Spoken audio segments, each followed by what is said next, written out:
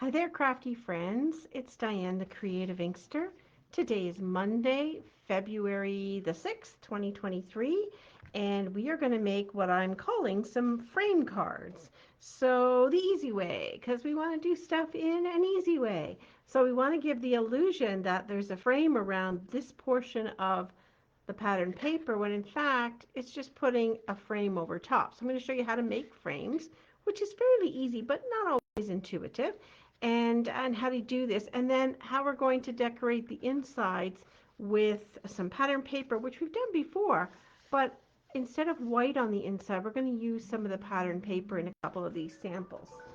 So there we go. So we're going to give this a go tonight. If you're here watching live, please let me know. Please chime in. What is that old television show? Whose line is it anyway? Mystery guest, please sign in. And if you're watching the replay, let me know that you have. I always like to interact with you and get your comments on what we're doing here on Mondays and Wednesdays. So this is my sample card, and it is kind of based on one of the cards for my monthly card class, which had a different pattern paper, but the same kind of general idea. And I really like this one. This paper is really pretty. And if you like this, this is available, a whole pack of it, 12 by 12 sheets, and 12 of them for celebration between now and the end of February. So I encourage you to think about that. And the stamp set I'm using is called Beautifully Happy. This is also a celebration choice. So with a $120 order, you can get this stamp set for free. It's valued at $37, $38, I believe. It's a two-step stamp, lots of greetings. It's quite a lovely one. All right, so let's get started. So we're going to do some basic stuff. I'm not going to start with that one. Oh, the first thing I wanted to show you was there's lots of different dies in the catalog, so you don't have to use the ones I've specifically used, but I was just going to go to the page with the embossing stuff in it, on starting on page 168, 169. So we have these beautiful shapes dies down here in the bottom of 169, and they are circles, hexagons, and some sort of ovally ones. But the hexagons and the circles in this would work perfectly for this technique we're going to do. We also have, those ones are kind of newer. I don't have the deckled rectangles, but I think they would work equally well. And we have, let's see, the stitched rectangles, which I did on my sample card here. A whole series of nesting. That's what we're looking for, nesting shapes. Scallop contours, perhaps. Each one has a little bit of a different look to it, so it's not an exact replication in just a different size. And then the stylish shapes, which has circles and squares, and even these flagged ones would work as well. So I'm going to use a little variety of these with my cards. All right, so I'm going to first pull out this paper here and some layering circles. That was the ones I didn't show you. So the layering circles come with quite a number of different circles, and you're not limited with this idea to using just one size down. So let me give you an example. This one doesn't belong in this set, it belongs in a different set. So with these ones here, you could, I just want to make sure I keep out the ones I wanted to use. So number 3 and number 4, they're all layering out like this, right? They all fit one inside the other in this, that you buy it in a set, and they all fit. So you can use like this one and the next one to make a really small frame. On these, I recommend going from the outside one, skipping the next size in, and then using the next size there. And then what you'll see is this area in between the two dies is what becomes your frame. That's what cuts out and gives you the frame, the area in between. So that's what we're going to do here. I'm not sure if I grabbed the same ones I intended, but that's okay. We'll make do. All right, so we need a couple of pieces. We got our card base here, which is 5.5 by 8.5. Hi, Vicki. It's scored at 4 1/4, which is halfway across your 8.5-inch side, and folded in the middle. We'll just burnish that, have that ready to go. One thing I was suggesting is that we would use the the non-white paper for the inside. So instead of sticking only with a white insert, you could use any color besides white and vanilla. I mean, you can write on that just as easily, but wouldn't that make a much more striking card? So that's kind of what I'm doing this week. So I have a piece 4 by 5 1/4. Hi, Brenda. And I'm going to put this guy here down. So just using my Stampin' Seal, put a little about an inch in all 4 corners and an inch in the middle, and that's lots to hold that guy down. And then I'm going to put a piece of the same size, 4 by 5 1/4, is going to go on the front. So same way, an inch in all 4 corners or so, and about an inch in the middle. That's what I tell my class going ladies when I'm teaching them how to use their adhesives. So this paper is Dainty Delights, and it is a free celebration option like this paper here in my sample card. It has lots of different options. This is the back of it here. I had the strip left, and I thought for my inside strip that this wasn't defined enough. So I'm going to use the back side where there's some beautiful color. And that's what I'm going to do here. I'm going to put this on the inside. And it's just a cast off piece that would normally have gone in the trash, but it adds quite a bit to this card. And I feel like I'd probably have better coverage on it if I used my liquid glue. I'm more likely to get it to edge with adhesive and not overextend. We'll see. Plus you can reposition this stuff really nicely. You've heard me say that before. So there we go. Doesn't that add a beautiful inside to your card? Okay, so I mean, if you were going to do a real frame, you could cut this piece out and pop it up. But we're going to do a faux frame, and I'm going to show you with the mini Stampin' Cut and Emboss machine. So it's not like mine shrunk or anything. This is our mini version. It's you can get this with the starter kit. So the starter kit right now is, with the machine, is $175. The machine's regularly $86. So you get to select $225 worth of product and the machine for $175, no tax, no shipping, and that's a pretty good deal. So I want to show you how this works. Now, it is limited to anything 3 inches wide. So is that going to work? That's going to work great. So I'm going to do one circle first, and then I'm going to show you how I fit the other one on top. So you can get this machine either in the standard white, like the one I have, or you can get it in boho blue, which is a beautiful shade of blue. So this is a great little one to have if you've got a lot of smaller dies, to keep it right handy on your table. It works well. I like it for that reason. So now I have my circle cut out.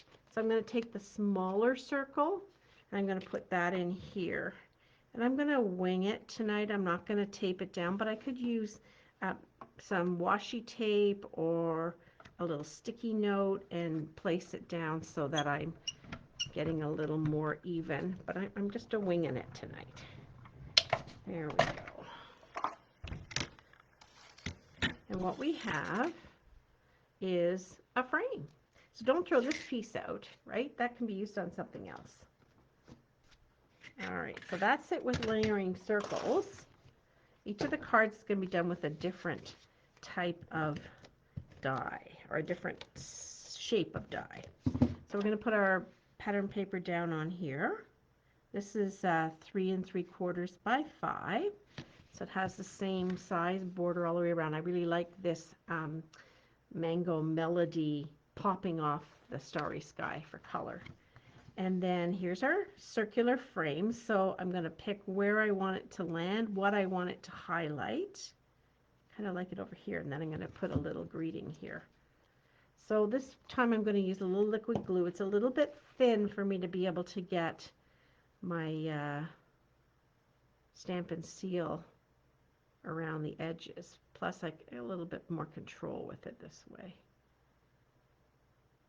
But I like liquid glue. It's not everybody's cup of tea, but I like it. All right, so I'm going to highlight this flower over here with a frame. And I know that it's a little bit thinner at the top than it is at the bottom. I think that just adds a little bit to it. So let's pick out a greeting. I just grabbed some scrap paper, something that'll fit on here. I think sending happy thoughts will work. So here we are. Let's get a block so we're good to go.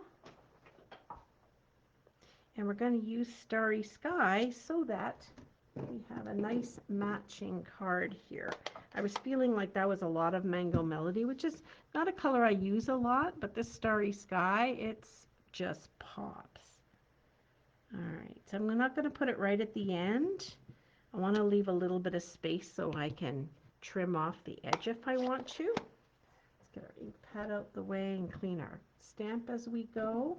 We don't want to end up with this messing up our beautiful card. And so now I'll grab my scissors. Gotten all askew here. And I could use my paper trimmer, but I'm just going to use my scissors and just cut a piece off there. Now I think I'm going to do just an angle cut. Very simple, very straightforward. And then if I want to kind of get the same angle on the other side, like I don't overthink that. It's going to go here. It's going to be popped up on dimensionals. So we have a little bit of height to the greeting. And I picked out some embellishments, I thought, for this. Oh yeah, I have some ribbon too, so I think maybe I'm going to end up doing a little bow. I had some embellishments picked out to work with this one. Maybe not. So we'll just put a little bow. So this is matching Starry Sky. I know, right? Using a different color on the inside. Thinking outside the box. Starry Sky 1/8 inch metallic woven ribbon. We have a little bit of this left. But it's quite beautiful. Quite pops. So this comes in all of our current in colors. Oopsie. Tried to do that a little bit too small. Of Starry Sky, Orchid Oasis, Sweet Sorbet, Parakeet Party, and Tahitian Tide. It's 1/8 inch, so it's rather thin. That's okay.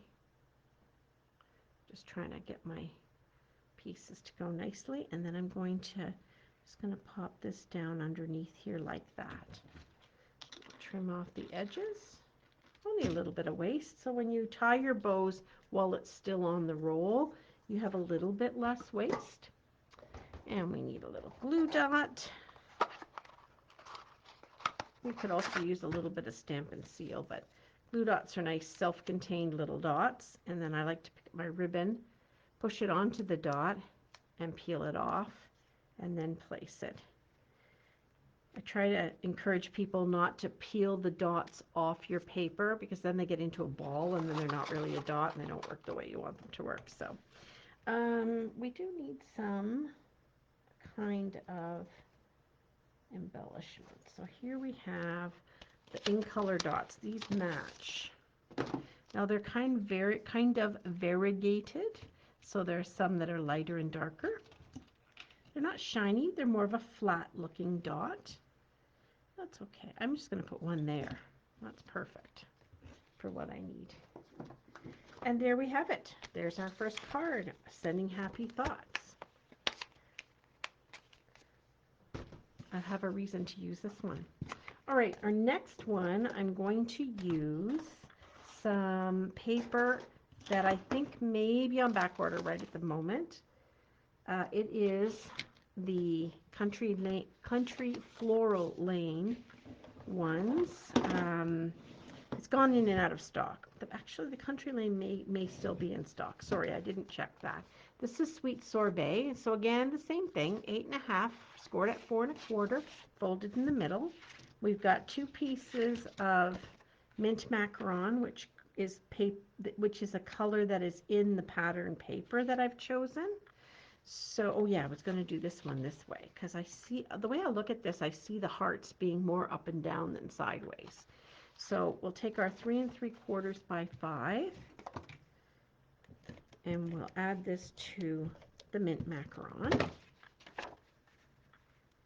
And that'll make this pop off nicely on the sweet sorbet. Gives it a nice little bit of a lighter look. Could have also done the card base in mint macaron and used petal pink instead, but the sweet sorbet is a very pretty color. We should use it. And it's sort of Valentine's-y. So suitable for this time of year. And then here's our piece that's going in the middle. And of course we could write or stamp on that. No problem at all. So add this to the inside. Any questions about this idea? Any other thoughts? I'm totally open to it. And then I have a strip of this, which actually I think was vertical. But it's okay. It's going to be such a small bit that no one's really going to notice that I'm putting it kind of sideways. So I'm going to cut it off at 4 inches because that's what my layer is on the inside. Again, it would have just been a piece of scrap that went into the bin. Well, why not decorate our cards up with it? You know, it just gets a little more life. There we go. There we go. Very pretty. So now we're going to do our frame this time with the squares from Stylish Shapes. Let's move those out of the way. I've got a piece of mint macaron. So I've kind of gone with similar colors. The mat and the frame are the same color, that kind of thing. You can do whatever you want.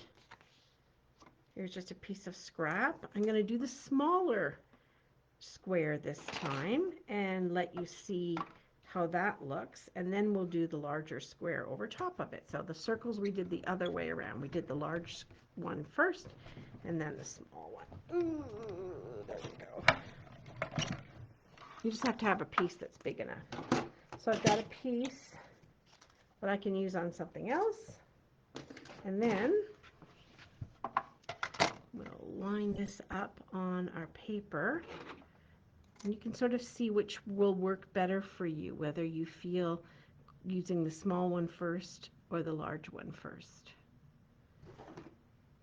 I feel like that's just a titch to the left. There we go. Now we'll just put this on. And away we go. So with the squares, we have squares and we have diamonds, right? Isn't that what Shreddies did as a marketing ploy a few years ago? They had their square Shreddies and then they talked about them actually being diamond shaped. Very smart, very much a play on things. But we could do that here too. So we can put it on this way, and you can put it anywhere, wherever you want to highlight, whatever you want to highlight, or you can put it this way. Kind of like that idea too. Maybe I'll use the diamond this time. Alrighty, so we'll add a little bit of glue to the back. You could pop this up with some thin edges of your dimensionals. That would work too. This is kind of how you would make a shaker card as well. You need these sort of frame ideas. There we go. We're going to go over here and highlight this bit of the images. I have some, these are actually sweet sorbet, but they're a lot lighter. As I mentioned, these are the same dots as I used on the other ones. It's the best way to show them to you. And so they are rather matte in color, and they're variegated in that they start light and move to darker in 3 different sizes. Oopsie. And then they're on the floor. Let's get them. Oh, there we go. So we're going to put another greeting on this one. I'm going to use something else this time.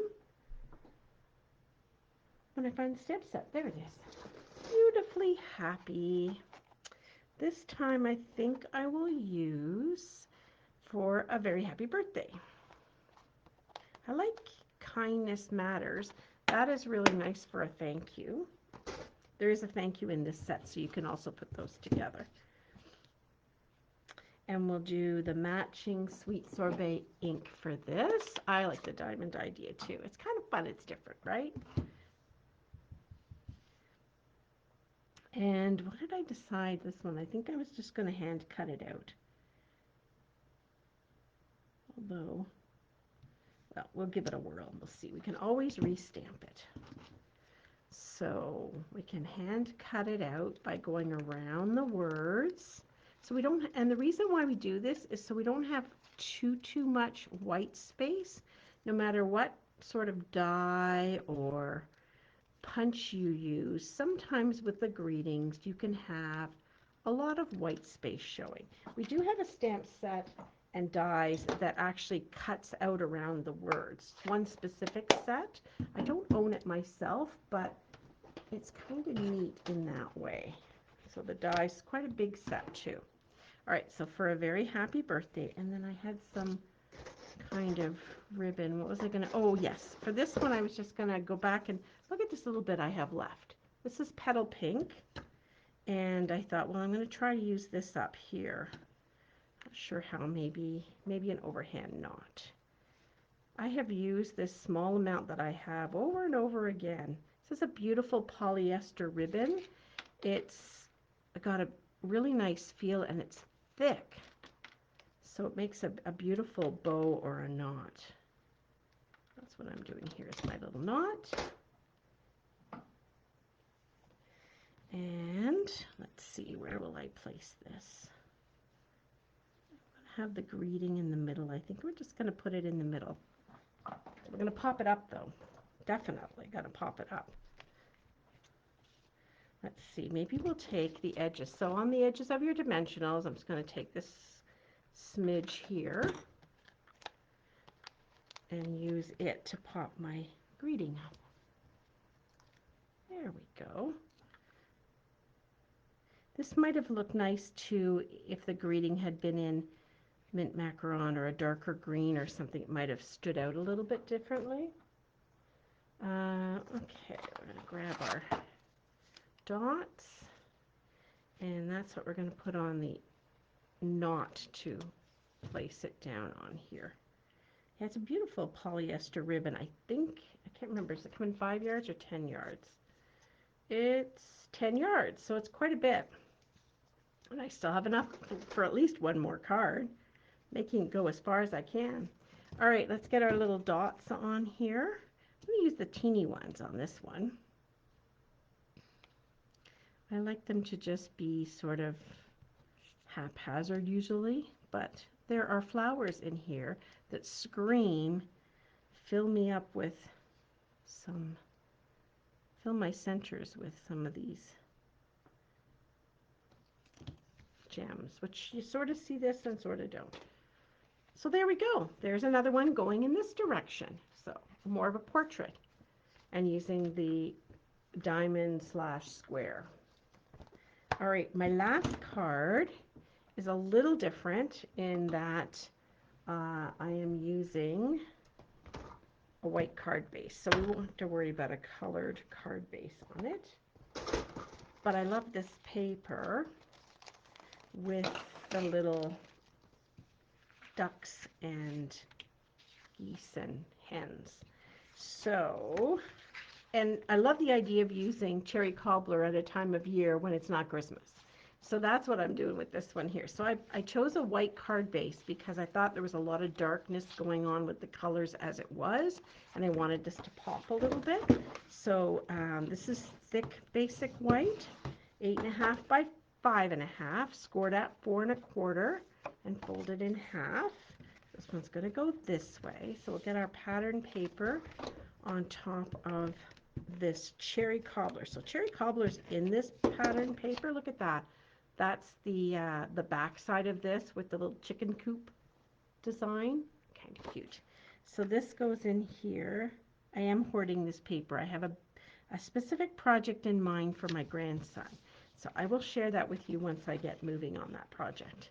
But I am hoarding this designer series paper. This paper, it's all farm motif. It goes with the On the Farm bundle, and it's a free celebration choice.